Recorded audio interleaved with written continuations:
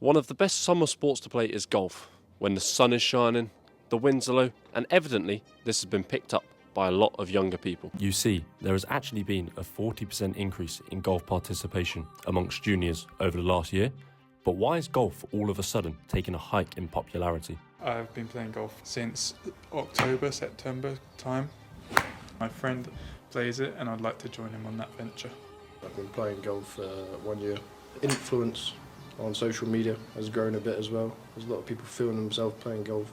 I think it's just a fun sport to play. Even if you don't want to go onto the course, you can go to the range, hit some balls for fun. Not too serious, don't have to take it too seriously. Another person who's taken a keen interest in golf is me, but I don't really know what I'm doing. So I'm going to get some lessons from a PGA professional. But before that, we need to set a benchmark. Let's go and play 9 holes.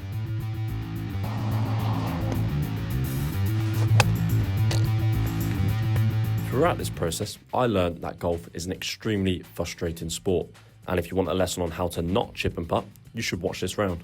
I finished the first hole with a 5, which isn't great seeing as I was on the fringes of the green in one shot. But maybe hole 2 can be better. Or maybe not. My tee shot isn't the best, and my second one is sliced far and right. I then end up chipping way off the back of the green, and that pathetic chip somehow ends up quite close to the hole, but I still from there, 3 putt. Hole 3 was probably my best performing hole. After a first decent 2 shots, I was able to putt on my third shot, which I left just short, and I was actually able to tap in for a bogey. Hole 4, and this is one of the longer holes on the course, and I'm on the green in 3 in all fairness, and a putt for par, which I of course miss, but I am able to tap in for a bogey. Hole 5 is where it starts to go very much downhill as my tee shot cannons off of a tree, but luckily it goes back into the middle of the fairway. I then attempt to chip onto the green, but I put too much on it and it ends up off the back of the green. Luckily then I can chip close enough to tap in for 2. Hole 6, which is the longest hole on the course, I whack out my driver, which I end up topping down the middle of the fairway. And that was a sign of things to come, as I top my next iron shot, and the one after that I slice into the road. Hopefully there were no cars coming. And after this pathetic attempt of a chip, I sink an absolute beauty of a putt, which I was very delighted with.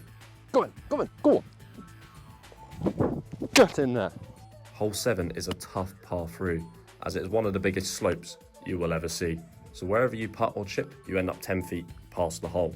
But fortunately, I was able to get 5 on that hole, which is actually a decent score.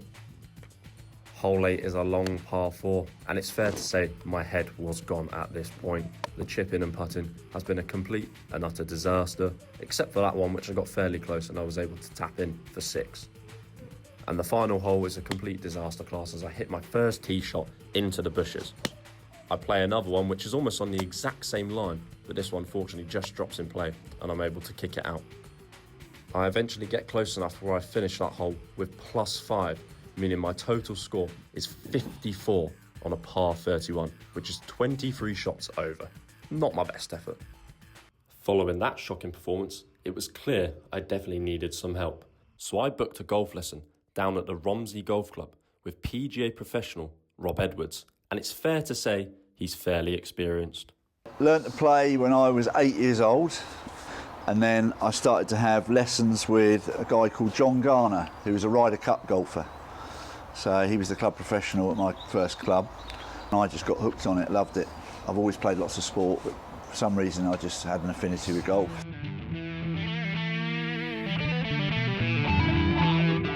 Well, if I did that, there you go. See how quickly that's just gone in the right position? Mm-hmm. So that's more natural than you realise. Yeah.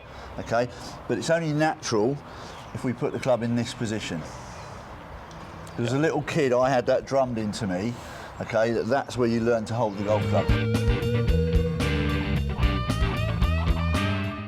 This angle that I've created here is the one that I recreate with every single club that I own. At the moment, you're quite rounded in your back, so you're a little bit like this. Yep. So what I want you to do is you're going to hinge, and we'll come back to the start position in a minute. You're going to hinge from the waist. You're going to stick your bottom out and you're going to hinge over, and then you're going to flex your legs so you protect your back. You're trying to maintain a reasonably flat back. Yep. So keep hold of this out here, okay, and literally just bend from the hips, tilt over, stick your bottom out a little bit and let that lower, okay? Then just separate your feet 15 centimetres each side, a bit more, a bit wider. Okay, and now just flex your knees for me, put a bit of spring in your legs.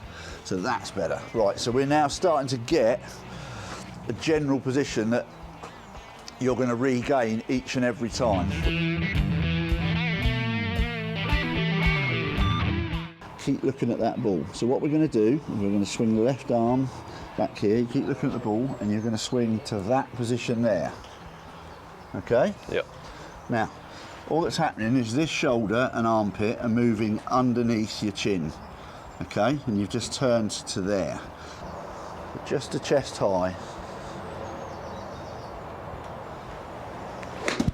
Hold that, well done, good. Now that's much better. Now you've got your belt facing towards the target. Yep. Okay? That's it, left toes just turned out a tweak, well done. That's it, nice gentle swing for me. Good man, excellent. Nice and relaxed on your legs. Right, you look like a golfer now, that's great, fantastic.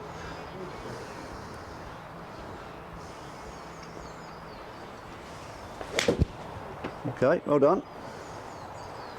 And that's quite a solid contact on the ball then. I might be the latest junior to be taken under Rob's wing, but I certainly won't be the last, as even Rob has noticed a surge in popularity of the sport amongst the youth. Interestingly, there's probably more kids playing, but less are members of clubs. Can be expensive to be a member of a golf club. There's a lot more access to coaching and stuff nowadays.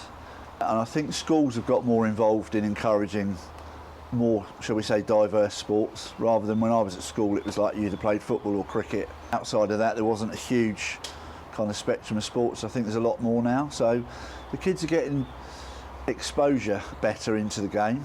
Obviously through social media there's a lot more exposure to coaching and learning from it.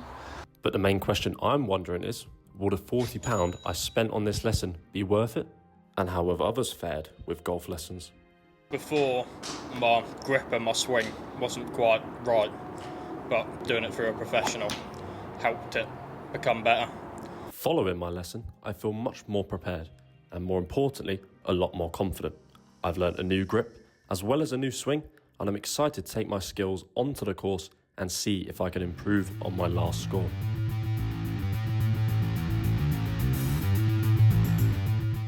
It's fair to say round 2 gets off to a much better start, as I have a birdie putt on my first hole, which I of course miss. But we are able to tap in for a par, which hopefully a sign of things to come.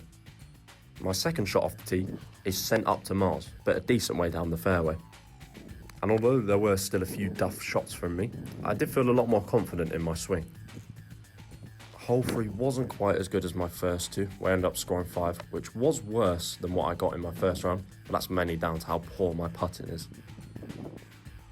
Hole 4, again, off to a decent start, but another poor putting display from me. It seems like I need my next lesson on chipping and putting. Hole 5, and I end up hooking this one right round to the left this time, but fortunately, there's no trees in the way this time. Of course, I then end up missing one of the easiest par putts in my life. For hole 6, I decide to bring the iron out this time instead of the driver, and it's fair to say it goes a lot better. After topping my second shot, I'm right by the green in 3 shots, which for me is very decent. I'm then able to putt close enough where I tap in 4, of course a double bogey. Hole 7, which I'm now labelling as the nemesis hole, and it doesn't go particularly well. As you can see how softly I hit that putt and how far it rolled past. And the exact same happens there, and then I'm able to get it close enough for a triple bogey. Hole 8 is another frustrating one, as once again, the sport has got to my head. I topped the first 2 shots, but I'm able to get close enough to eventually tap in for a bogey. I certainly didn't set the world alight with this round, but the main thing I was consistent, which I wasn't last time. I didn't score over 6 once, and in the end, I ended up with 46. Just 15 over par, which is an improvement on 8 shots. I don't know if that shows how badly I played last time or how well I played this time, but what's certain is that the golf lessons definitely helped. So there you have it. Probably unsurprisingly, but golf lessons can have a big impact on your game. And if you're a fellow junior and you want to get better at the sport, golf lessons are definitely worth looking into.